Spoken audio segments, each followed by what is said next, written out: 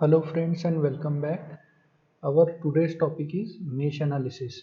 So this is basically a series of videos where we will apply mesh analysis to various types of circuit, and in detail we will try to understand what is mesh analysis. Okay. So in this video first I will explain what is basically mesh analysis, and then with the help of one example we will try to understand how mesh analysis can be applied to the circuit. Okay. So friends, this mesh analysis is also known as Maxwell's loop current method, because in this technique, instead of using nodes like this, we are focusing on loop currents. So if you look at this circuit, there are two loops present in this network. So basically there are two loop currents, I1 and I2. So we will calculate I1 and I2 instead of calculating the node voltages. Okay, and this method was invented by the mathematician and scientist Maxwell. Hence this method is also known as Maxwell's loop current method. Now after calculating loop currents, we can calculate the current flowing through any element present in the network, as well as we can find out the voltage drop across any element present in the network. Okay. Now for calculating these various loop current, this method makes use of Kirchhoff's voltage law, also known as KVL. So in this method KVL is basically used, and we have seen that in nodal analysis we are using KCL. So for mesh analysis we have to use KVL. Okay. Now what does this KVL indicates? When the loop current flows through this loop, voltage drop occurs across various elements present in the loop. So if we do the algebraic sum of all those voltage drop, it should come out to be 0. So friends, therefore we can write, so if we do the algebraic sum of all the voltage drops present in the loop, then it should come out to be 0. So this is nothing but your KVL. So if you use this principle, we can find the loop currents, and from loop currents we can calculate various desired voltages and currents. So for this illustration I will use one example, and then I will show you how to apply mesh analysis. So friends, consider this network. So it is basically a T-type network consisting of 3 resistances and 2 voltage sources. Okay, and now we have to calculate the current flowing through 6 ohm resistor present using mesh analysis method. So friends, while applying mesh analysis, first of all identify how many mesh or loops are present in your circuit. So here we can see 2 loops are present. So indicate the loop currents. Okay, now you can indicate this loop current as per your choice. You can indicate them in clockwise direction or anti-clockwise direction, whatever you want. So suppose your loop currents are I1 and I2. Okay, so this is the first step. If loop currents are not shown, you have to show the loop currents. So this is your first step in mesh analysis. Now second step is to show the voltage drops. So polarities are fixed for voltage source. So this is plus and this is minus. Again this is plus and this is minus. But the polarities for resistance are not fixed. The terminal from which current is entering, that will be your positive terminal, and another terminal is negative. Okay. Then from this 8 ohm current is entering from left terminal and leaving from the right terminal. Okay, so these are your polarities for 10 ohm and 8 ohm. But if you look at the 6 ohm resistance, now you can see that I1 is entering from the top side, whereas I2 is entering from the bottom side. So which terminal will be considered positive? So in this case you can consider any terminal as positive. So suppose I am considering this as positive, then this will be negative. So consider any terminal as positive. If you want, you can take lower terminal positive and upper terminal negative. So first step is to show the loop currents, and second step is to show the voltage drops across various elements present in the network. Okay. Now friends, third step is to apply KVL, Kirchhoff's voltage law. So in this circuit we are having two loops. So we have to apply KVL two times. So first of all we will apply the KVL to the loop 1.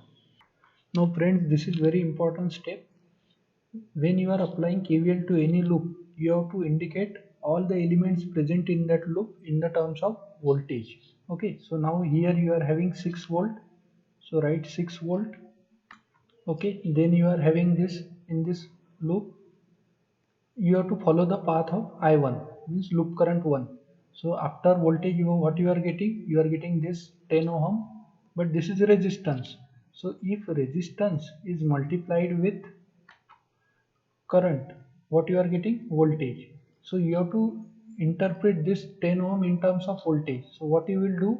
First you will write 10 and then you will multiply it with current flowing through it. So current flowing through 10 is what? I1. So 10 into I1 means resistance into current. So resistance multiplied by current, what you will get? Voltage. So this 10 ohm you have written in terms of voltage. Then what is the next element present? 6 ohm. And what is the current flowing through 6 ohm? Now I1 is flowing from top side, but I2 is flowing from bottom side. So these two currents are opposite. So we will take the difference, I1 minus I2. Okay, and this algebraic sum of all these elements should be equal to 0. Okay, now we have to give the sign to these voltage terms. So for that purpose, follow the path of I1 and look at from which terminal your current is entering. Now this I1 is entering from negative terminal of 6 volt. So use negative sign. Now current is entering from positive terminal of 10 ohm. So use positive sign. Now current I1 is entering from positive terminal of 6 ohm.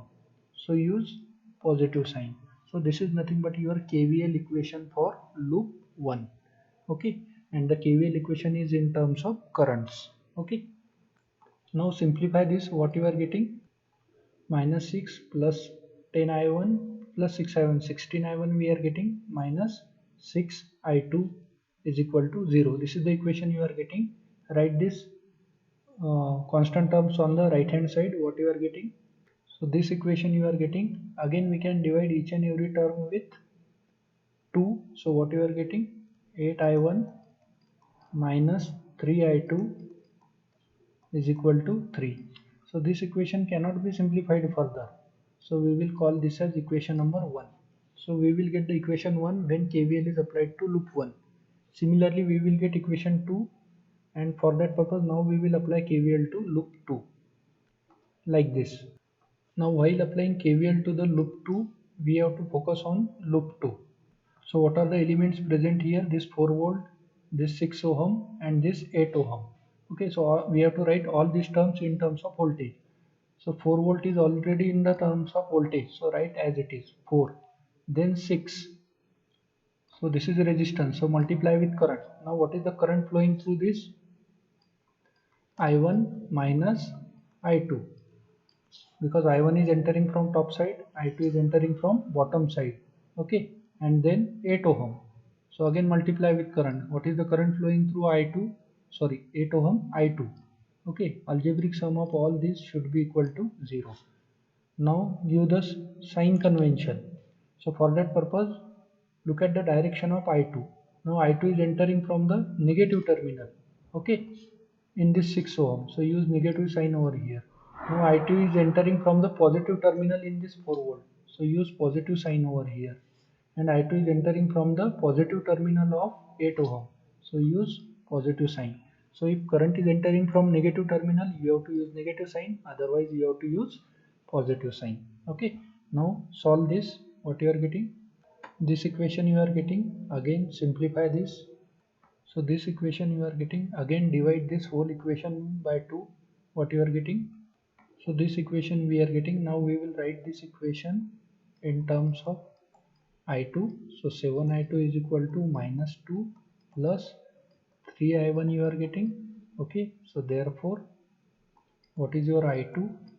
I2 is equal to 3 I1 minus 2 divided by 7. So this is the value of I2 you are getting. Now call this as equation number 2. Okay, and put this in equation 1. So what you are getting? This equation you are getting. Now solve this. So this you are getting. Now cross multiply this. So what you are getting? 56 I1 minus 9 I1 minus 6. So this equation you are getting now. Take this 7 this side and subtract 9 from this 56. What you are getting? 47i1 plus 6 is equal to 21. So from this one you will get the value of i1 like this. So I1 comes out to be 15 by 47, and when we will calculate this, your I1 comes out to be 0.32 ampere or 320 milliampere. So this is your I1, current flowing through loop 1. Now put this in equation 2 in this equation, so you will get the value of I2. Okay.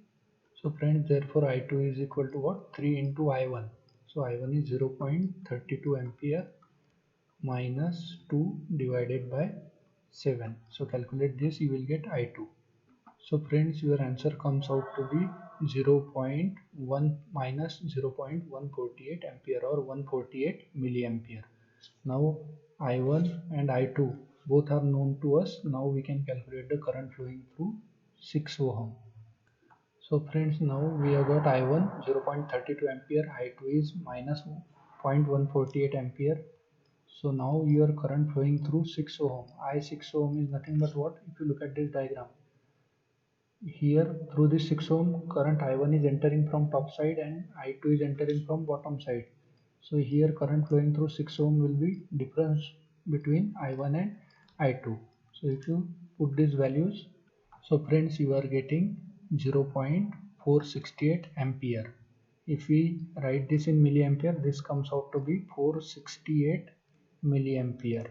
Okay, so this is the current flowing through 6 ohm, and we have calculated this by using mesh analysis. Now I will show you the same problem which we have earlier solved using node analysis, and their current was also